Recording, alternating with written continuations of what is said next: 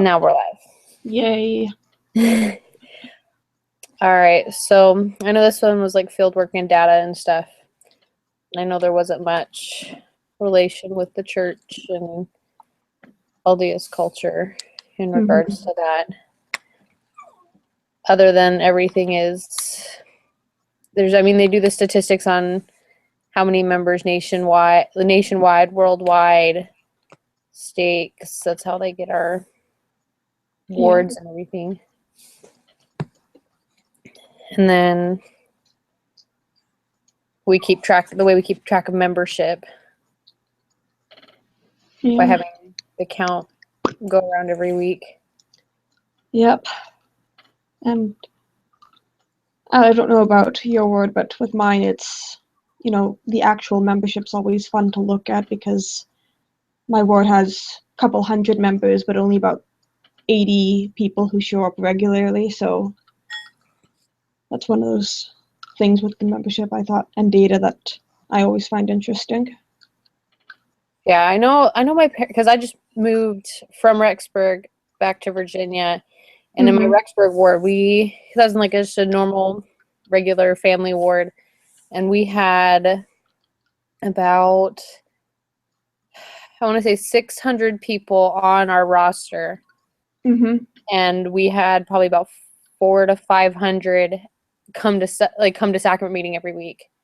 Yeah, it was huge. I was like, holy cow! Like we filled up like the entire chapel plus like all of the gym, and even then, like if you showed up like 5 minutes late to sacrament meeting, there was nowhere to sit. Yeah. It sucked. And then now coming here, my dad's the ward clerk, and so he goes around, he's the count and everything, and he's like, yeah, this is how many people are here. And I look at the ward roster, I'm like, holy crap! There's a lot of people they're on the roster, but they're not here. Yeah. And there's people I didn't even know who they were. I'm like, do you even know who this is? He's like, nope, never seen them, never been here. Yep. Same here with my ward, because my dad's in the bishopric, so occasionally he'll come and, talk about the people on the list, and like, we don't even know if these people are still in like the ward boundaries or if they've moved or left completely.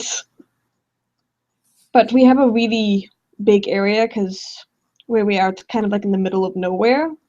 So the boundaries go out for like miles, like hundreds. Well, I don't know about hundreds of miles, but it's huge. Yeah, I say, where are you at? I live in Saskatchewan, Canada.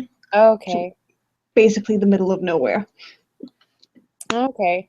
I say my ward boundary's pretty large. Like people drive like 30 to 45 minutes to come to church. Well, some of them. Yeah, it's a 30-minute drive for me and for a lot of other people in the ward. But then there's people who's a couple hours out, and we actually broadcast sacrament meeting to them because wow, it's too far to drive. That's cool. But I mean, like interesting and cool at the same time. It's like, get dressed, and then you just kind of just hang out at home. Yep. Never have to worry about being asked to give a talk. That'd be nice. I know that they do that for, like my dad said they do that for like people who are homebound. And then he said like even those who like the new moms, if you request it, they'll give you the information so you can watch it at home. I thought that was apparently they do it at like all the church buildings, and I thought that was pretty interesting. Yeah, I didn't know that at all. Because our whole broadcasting out to these members that live a couple hours away is only something that started, I don't know, less than a year ago. So I didn't know they did that in other situations, but that is pretty cool. Yeah, because the people who are homebound, it stinks. Like, they still want to go and attend church. Yeah. See, something, I don't know if this may have to do something with, like, everything, but something I've heard lately is, like, that they're considering lowering the amount of, shortening the time we're at church. Yeah, I think I read sacrament meetings still be, like, the same, like, hour and 10 minutes. And then either shortening Sunday school and Relief Society priesthood to, like, 30 minutes each, or, like, cutting out one altogether. So then we're only at church, like, a smaller amount of time, and then they can fit more wards make Mhm. smaller wards, and then make it less daunting for new members and investigators. Yeah. Because 3 hours is, even for me, 3 hours is like, some days Yep. it's impossible. Yeah. I'm in a family ward up here, and I have a calling in the primary, and 2 hours with the kids is exhausting. Oh, I bet. I had nursery at one point, and that was 2 hours with kids who were like, the one was teething so bad, and it was just, she cried and cried and cried, and all she wanted to do was be held. Yeah. And I was like, there's nothing else I can do but sit here and hold her. Yeah. But I'm like, that, I mean, that probably has something to do with like different data they've collected from looking at everything. Yeah, and I'm sure like the shortening of church definitely does have to do with that. If they're saying, well, people say they aren't willing to go to church for 3 hours or Yeah. leave after I mean, sacrament meeting. the initial like culture shock stuff too, with like coming in, it's like, oh yeah, this is different, and then, oh yeah, by the way, church is 3 hours. Oh, Mhm. Yeah. so maybe that's why they're thinking about shortening it. Yep, I could believe it. I mean, Rather than building more church buildings, they can use that money for temples and mhm. other things by just shortening church so we can fit more wards in. Yep. Because most buildings, I think, only have like 3 at most. Yeah. It's been a while since I lived in a place where they've had multiple wards. No. So yeah, I know down here, like the most they ever have in a building is 3.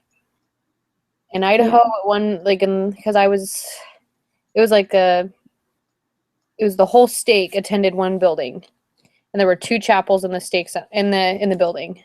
Mhm. You always had 2 wards going on at once, but we had 9 wards meet in that building Wow. every Sunday. It was ridiculous. Yeah. Because you had like wards, like one ward started at like 8, and then the last one went at like 2:30 or 3. And then I had the awkward time of like 10:15. Oh, yeah. I was like, they were just starting everybody like every hour. They had had a group start like every hour, hour and a half. Yeah, it was crazy.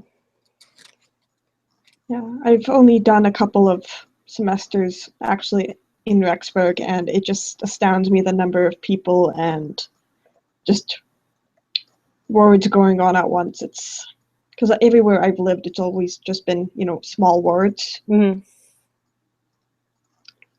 So, Yeah, the student wards weren't so bad. They were smaller.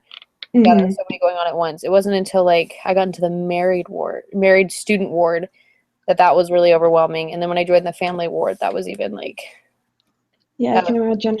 because it's just like your regular, like professors attended those wards, like everything like that, and it was interesting. Yeah, I bet. But is there anything else you can think of for? I'm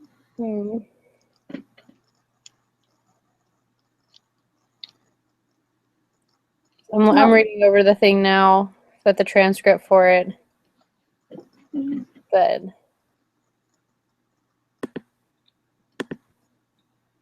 that's all that I can think of for. Yeah, just another thing with data. I think can't remember if it was like the first week last time or maybe the second week.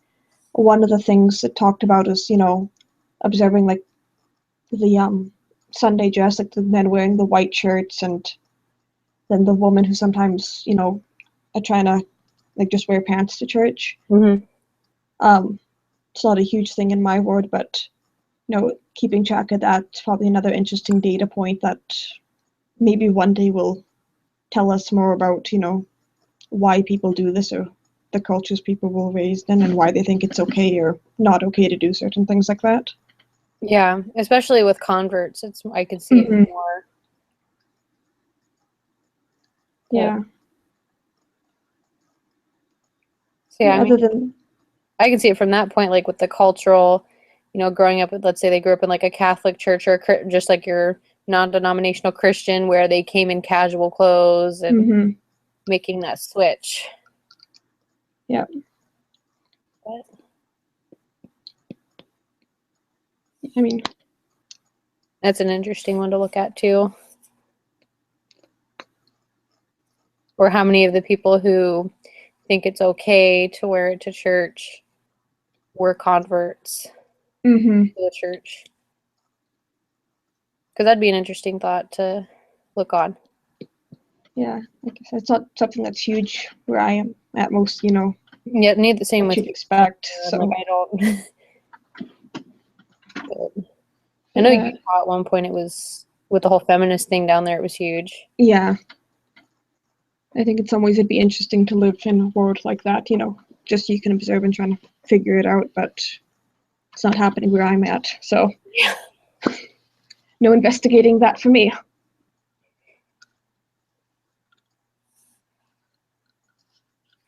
But yeah, other than that, I don't have much else that I can think of.